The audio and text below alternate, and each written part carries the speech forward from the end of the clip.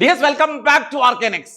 മക്കളെ, NCERT-യിലെ വേറെ പ്രോബ്ലം ഒന്ന് ശ്രദ്ധിച്ചിരുന്നാൽ ഈസി ആയിട്ട് നമുക്ക് എന്ത് ചെയ്യാൻ പറ്റും, 3 മാർക്ക് വാങ്ങാൻ പറ്റുന്ന വളരെ ഈസി ആയിട്ടുള്ള പ്രോബ്ലമാണ്.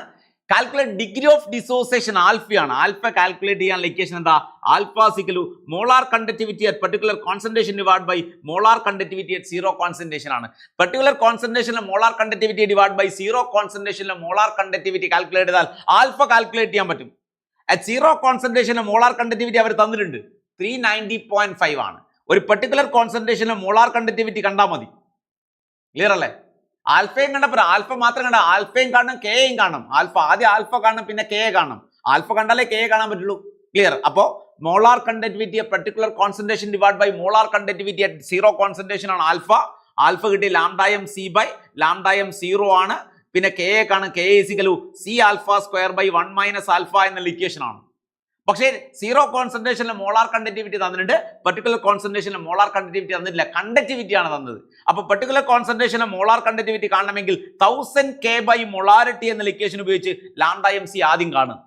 ആദ്യം ലാംഡായം സി നമുക്ക് കാണണം. ലാംഡായം സി കാണണമെങ്കിൽ 1000 K ബൈ മൊളാരിറ്റി എന്ന ഇക്വേഷൻ ഉപയോഗിക്കുക. അപ്പൊ 1000 K ബൈ മൊളാരിറ്റി, ഇവിടെ കെ തന്നിട്ടുണ്ട് മക്കൾ നോക്കുക.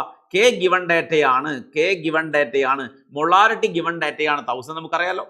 അത് ഉപയോഗിച്ച് നമുക്ക് പെർട്ടിക്കുലർ കോൺസെൻട്രേഷന്റെ മോളാർ കണ്ടക്ടിവിറ്റി കാൽക്കുലേറ്റ് ചെയ്തു. ക്ലിയർ? ഇനി ആൽഫ കാൽക്കുലേറ്റ് ചെയ്യാൻ, ആൽഫ കാൽക്കുലേറ്റ് ഇക്വേഷൻ എന്താ?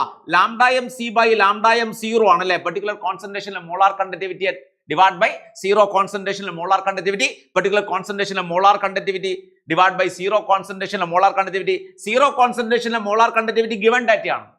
പെർട്ടിക്കുലർ കോൺസെൻട്രേഷനിലെ മോളാർ കണ്ടക്ടിവിറ്റി നമ്മൾ കാൽക്കുലേറ്റ് ചെയ്തു. അത് ചെയ്തപ്പോൾ നമുക്ക് ആൽഫ കിട്ടി 0.1233 ആൽഫ കിട്ടി അല്ലെ. ഇനി കെ കാണും, K is equal C alpha square, K is equal എന്താ? K is equal C alpha square by 1 minus alpha എന്നുള്ള ഇക്വേഷൻ ഉപയോഗിക്കാം. ആൽഫ ഓൾറെഡി ഇവിടെ കാൽക്കുലേറ്റ് ചെയ്ത് വെച്ചിട്ടുണ്ട്, 0.1233 ആണ്. ക്ലിയർ അല്ലേ? അപ്പൊ K is equal C alpha square by 1 minus alpha. C given data, C എന്ന് പറഞ്ഞ കോൺസെൻട്രേഷൻ ഓഫ് സൊല്യൂഷൻ ആണ്. ഇതാണ് സൊല്യൂഷന്റെ കോൺസെൻട്രേഷൻ. അപ്പൊ K C alpha square by 1 minus alpha നമ്മൾ ചെയ്താൽ കിട്ടി കെ ഈസിക്കൽ 1.75 × 10⁻⁻⁵ ആണ് ആൻസർ.